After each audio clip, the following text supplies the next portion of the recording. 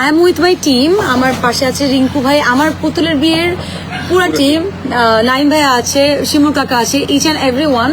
So আমি চাই যে ব্যাপারটা ঘটে গেছে কালকে, সেই ব্যাপারটা নিয়ে যদি আমার যে আর্টিস্ট, যে ফিমেল আর্টিস্ট যতগুলা কথা বলেছে, আমি ডিউ টু রেসপেক্ট তাকে বলতে চাই যে সে যদি আসলে একটা থাপ্পড়ে বা দুইটা থাপ্পড়ে বা তিনটা থাপ্পড়ে একটু বেশি ব্যথা পেত, তাহলে সে ওটা যদি কমপ্লেন করতো, আমার সংগঠন আছে, আমার ডিরেক্টর আছে, আমি এটা মেনে নিতাম।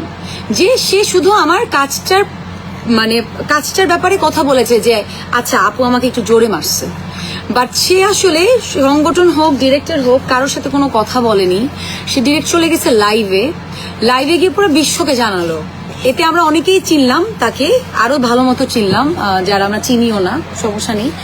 তো যেটা হয়েছে যে আরো অনেক মিথ্যা কুৎসা রটানো হচ্ছে, যেটা আমার জন্য 12-15 বছরের ক্যারিয়ারে এটা আমার জন্য অনেক দুঃখজনক, এবং আমার কাছে মনে হয় আমার অডিয়েন্সের এই ভুলভ্রান্তিটা ভাঙানোটা খুব ইম্পর্টেন্ট, যার কারণে আসলে আমি লাইভে আসা। So can you say something? আমার সবচেয়ে খারাপ লাগছে যেটা, যে আমার সেট, আমরা দীর্ঘদিন এই টিম কাজ করছি এবং সবসময় মানসম্পন্ন গল্প বলার চেষ্টা করি, যে অ্যাটলিস্ট রমজান মাস আমরা শুটিং করছি।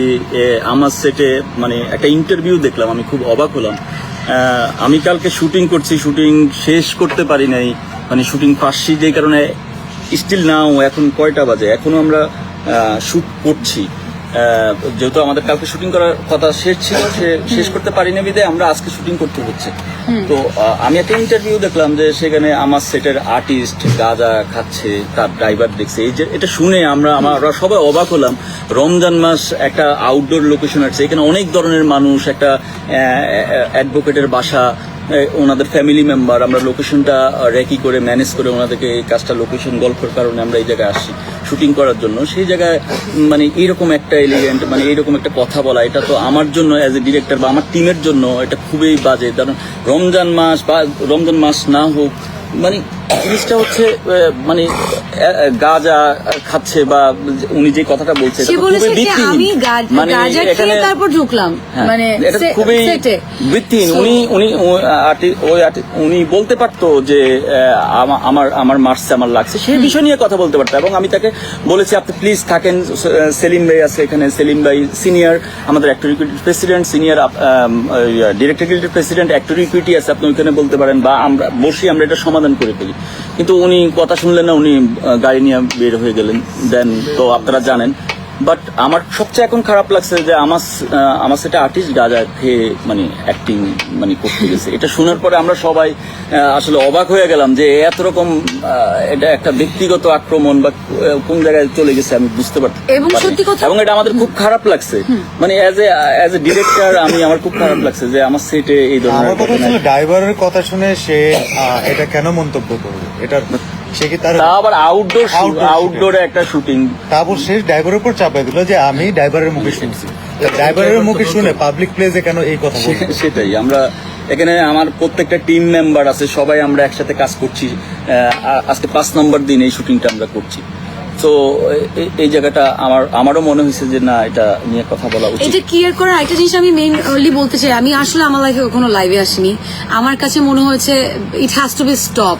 হ্যাঁ, সো আমি যেমন একটু আগে আমার ফেসবুকে ঢুকলাম, এন্ড আমার একটা বিষয় একটু বলার আছে যে আমি অবশ্যই আইনি পদক্ষেপ নিব এটার বিরুদ্ধে। যে এত বড় একটা মিথ্যা কথা তার ড্রাইভার যেহেতু দেখেছে, সো তার ড্রাইভার মানে আইনি পদক্ষেপের আগেও কিন্তু এটা মাথায় রাখতে হবে, আমাদের একটা সংগঠন আছে। আপনার যদি একটু ব্যথা লেগে থাকে, আমার এখানে কাটা, আমার পায়ে কেটে গেছে, আমরা 5 দিন ধরে শুটিং করছি, আমাদের অনেক অ্যাক্সিডেন্টলি আমাদের লেগে যেতে পারে। সো ব্যক্তিগত আক্রমণটা আপনি আমাকে করেছেন, যেটা আমার মনে হয় আমি যদি করতাম তাহলে আসলে আপনি আমার সেটেই থাকতেন না। আমার কাছে এটা মনে হয়েছে। আপনি আমাকে একটা কথা বললেন যে আপনি হঠাৎ করে আমাকে একটা যাওয়ার সময় একটা কথা বলে গেছে, তোমাদের কি মনে আছে যে যাওয়ার সময় বলে গেছে তুমি আমাকে মারলা, আমি এখনই, আমাকে হুমকি দিয়ে গেছে সে যে আমি সাংবাদিকদেরকে জানাবো, প্রেস কনফারেন্স করবো, সামথিং লাইক দ্যাট। সো তার এটা আসলে প্রি প্ল্যান ছিল। আর তাকে যদি আমি মারতামই, সে প্রথম দিন কেন সেটে কমপ্লেন করেনি? আমি তো তাকে মেরেছি for my character, for my story. So আমি যদি তাকে মারতাম, মানে আমি যদি তাকে ব্যক্তিগত আক্রমণই করতাম, সে কিন্তু প্রথম দিন আমার ডিরেক্টরকে বলতে পারতো। আমার ডিরেক্টর আমাকে বলতো তখন আমরা জিনিসটা সলভ করতাম। সে সংগঠনকেও জানায়নি, কিন্তু সে ডিরেক্ট চলে গেছে লাইভে। সো উইচ ইজ নট মানে এটা পুরোপুরি কিন্তু ব্যক্তিগত আক্রমণ। আমার মনে হয় ব্যক্তিগত আক্রমণটা সে করেছে, সে একটা আরেকজন অ্যাক্টরের নাম নিচ্ছে। এগুলো নিয়ে আমি কোনো কথা বলতে চাই না, একদমই কথা বলতে চাই না। বাট আমি আরেকটা কথা বলতে চাই, আমি আইনি পদক্ষেপ নিব এটার জন্য। যে মিথ্যা কথাটা সে রটাচ্ছে, তার মনে হয়েছে আমরা চুপ আছি।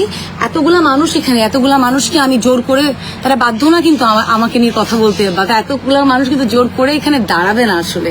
সো আমি এটা দেখার পর আমার কাছে আসলে খুব খারাপ লাগলো। আমি রিঙ্কু ভাইকে বললাম যে রিঙ্কু ভাই, it has to be stop now. আর আমি এখন আইনি পদক্ষেপ নিব, তার আগে আমি আমার সংগঠনের সাথে বসবো। বাট এটা আমার প্রোটেস্ট করতে হবে, বিকজ আমাদের যে কোনো সেক্টর কি মানুষ অনেকে নেগেটিভ মনে করে, অনেকে পজিটিভ মনে করে, সব জায়গায় পজিটিভ নেগেটিভ আছে।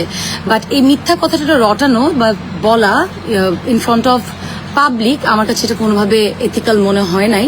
সো আমার কাছে মনে হয়েছে I need to clear this things, যেটা পুরোপুরি মিথ্যা। ওয়াশরুমে 1 ঘন্টা থাকা, নেশা করা। ফার্স্টে সে একটা কথা বলেছে যেটা আমি বুঝিই নাই। সে বলেছে যে তার গায়ে থেকে একটা গন্ধ আসছে, 1 ঘন্টা ওয়াশরুমে ছিল। আই ওয়াজ কনফিউজ যে কি বলছে। দেন আমি আস্তে আস্তে বুঝলাম যে সে কি মিন করেছে, এবং এটা সে আজকে আসলে ইন্টারভিউতে বললো যে সে এটাই মিন করেছে। So these are not true, আসলে দিজ আর নট ট্রু। ওই মিথ্যা কথা, মানে এটা কোনোভাবে সম্ভব? মানে আমরা তো এটা আমাদের সাথে সাথে পাঠিয়েছি যে ওয়াশরুমে যাবে, লেট করবে, তুই যা। শুটিং এর প্রয়োজন নিশ্চয় হয়ে যাচ্ছে, বড় বড় চটকানা দেয় নেই, গাল চাল তো লাল হয়ে যেত। তো এটা তো মানে পার্সোনালি নেওয়ার কিছু নাই তো। ইভেন হ্যাঁ, এটাই হচ্ছে হ্যাঁ। কাজের জায়গায় তো অনেক কিছু। আরে ভাই রমজান মাস, সে- সে পাবলিক প্লেসে ব্যথা লাগছে বা এখানে এটা খাইলো। নিয়ে কথা বলতে পারবো। একটা বড় বিষয় হলো যেটা ওটা যদি নিয়ে কথা গাঁজা খাইতো, স্বামী অথবা ড্রাইভার কিন্তু এতটুকু অ্যাক্সেস পাবে না যে তানজিন তিশার খুব কাছাকাছি এসে গাঁজা খাওয়ার দৃশ্য দেখবে অথবা এটা পাবে। এটা সবচেয়ে বড় একটা ফ্যাক্ট কিন্তু। তো আমরা এটা কিন্তু আসলে এই ফ্যাক্টটা এরকম না, এটা ব্যক্তিগতকরণ করা ও হচ্ছে আর কি, নতুন যেটা ভাই, বিষয়। ও নতুন। তো আমরা যেটা হচ্ছে যে বিষয়টা আছে, ওই বিষয়টা যদি থাকে ওটা নিয়ে আলাপ হইতে হ্যাঁ, পারতো। যদি এটা এই যে এবং মার হচ্ছে- পর্যন্ত হ্যাঁ, হতো যে situation তার ছিল, গায়ে কিন্তু লেগেছে। এখনো অগোছালো। আমাদের সেটের বিরুদ্ধে কিন্তু একটা ইলিগেশন আসছে, যেটা আসলে এটা অসম্মানজনক আমাদের সেটের, যেটা যেটা ঘটনা still we are doing shooting. সে অলরেডি আমাদেরকে ফাঁসি দিয়ে কালকে চলে গেছে, যেটা আমাদের I have to say that. Even আমি কালকে আমার সংগঠনকে যেমন জানিয়েছি, আমাদের সেটে কিন্তু আমার বাবাকে অ্যাক্ট করছে সেলিম ভাই। সেলিম ভাই আমাদের সেটে ছিল, সেখানে সেলিম ভাই সেটে ছিল, তার সাথে কথা বলেনি। আমাদের সিনিয়র আর্টিস্ট, আমাদের ওইটাও আমার একটু বলার আছে যে আমাদের এই পরিবারের জিনিস আমরা নিজেরা সমাধান না করে আগে পাবলিক প্লেজে নিয়ে যাই, তাহলে পাবলিক আমাদের কি পাবে? এটা আমাদের যেমন সম্মানহানি হচ্ছে, সবারই সম্মানহানি হচ্ছে। তো এবং আমার কাছে এটা মনে চিন্তা করা হয়- উচিত সবার আগে। এটা আমি আসলে এটা আমি জানি না, আমার দর্শক যারা সেট আমাদের শুটিং করতে হবে। হ্যাঁ। সো আমরা নাও এখন আমরা প্রত্যেক সেটে আছি। ফ্যামিলিতে টুকটাক ঝগড়া হয়, তো আগে ফ্যামিলি মিট করতে হবে। ইভেন তো আমি যদি বলি ওই জায়গা থেকে, সো আসলে আর কিছু বলার নাই। আমরা এখনো মানিকগঞ্জে শুটিং করছি, স্টিল আমাদের বোধহয় একটা সিন আছে, অনেক ইম্পর্টেন্ট ভাইটাল সিন। আমরা অলরেডি একদিন ফেসে গেছি। এই আর্টিস্ট আমাদের যে আমার যে কো আর্টিস্ট চলে গেছে হঠাৎ করে। সো আমরা অলরেডি ক্ষতিগ্রস্ত এটার জন্য। আমরা তখনই ওখানে সলভ করতে পারতাম, যদি তার একটু থাপ্পড়টা একটু জোরে লেগে যায়, সে বললেই পারতো যে আমার এটা জোরে লাগছে, এটা কি।